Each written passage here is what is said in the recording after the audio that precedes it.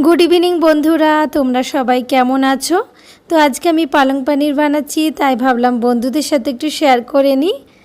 तो चलो देखे नेওয়া যাক।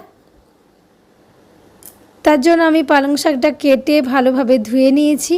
एदिके जल दिए कड़ाइয়ের মধ্যে বসিয়ে দিয়েছি। ताते দিয়ে দিলাম একটু মতো চিনি। চিনিটা দেওয়ার পর ভালোভাবে মিক্স করে নিলাম। এবারে পালং শাকটা দিয়ে দিচ্ছি। 2-3 মিনিটের মতো এটা একটু ফুটিয়ে নেব। পালং শাকটা ফুটে গেছে, আমি ঠান্ডা করে এটা মিক্সির বাটির মধ্যে এখন নিয়ে নিচ্ছি।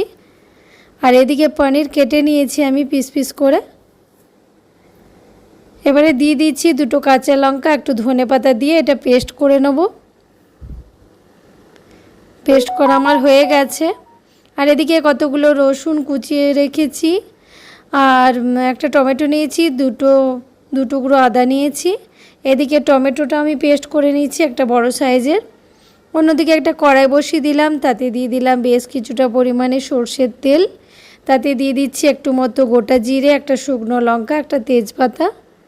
এটা হালকা ফ্রাই করার পর একটা বড় সাইজের পেঁয়াজ আমি কুচিয়ে নিয়েছি, দিয়ে এটা হালকা ফ্রাই করে নেব।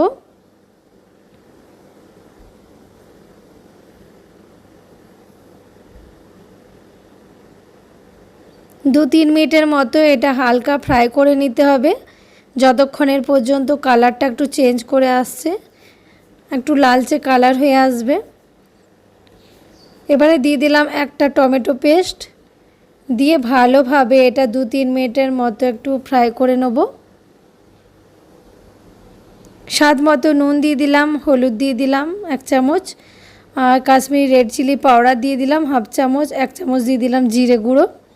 দিয়ে এটা ভালোভাবে আমি কষিয়ে নিচ্ছি। একটু মতো জল দিয়ে দিলাম ধরে যাচ্ছিল বলে, দিয়ে ভালোভাবে মিক্স করে নিলাম। একটু ঢাকা দিয়ে দিলাম।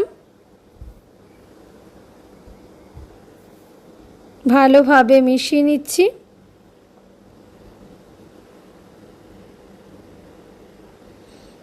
এবারে 1/2 চামচ মতো আমি কস্তুরি মেথি দিয়ে দিলাম, দিয়ে ভালোভাবে 2-3 মিনিটের মতো এটা কষিয়ে নিতে হবে।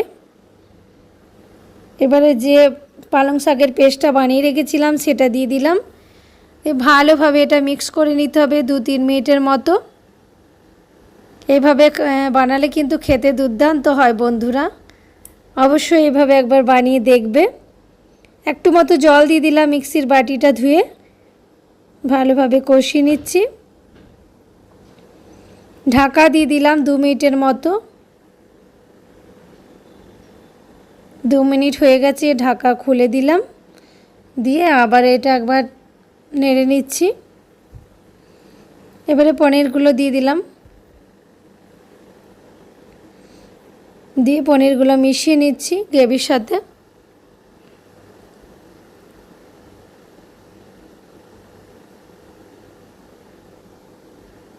এবারে এর মধ্যে একটু ফ্রেশ ক্রিম দিয়ে দিলাম, ভালোভাবে মিশিয়ে নেব। আর দিয়ে দিলাম একটু মতো বাটার। গ্যাসের ফ্লেম বন্ধ করে দিলাম। 2 মিনিটের মতো স্ট্যান্ডিং টাইমে রেখে দিচ্ছি ঢাকা দিয়ে। তাহলে আমার পালং পনির একদম রেডি হয়ে গেল। দেখতেই পাচ্ছ কতটা লোভনীয় দেখতে হয়েছে। বন্ধুরা, আমার আজকের পালং পনিরের রেসিপিটা তোমাদের যদি ভালো লেগে থাকে প্লিজ লাইক কমেন্ট শেয়ার করে পাশে থেকো। Bye bye.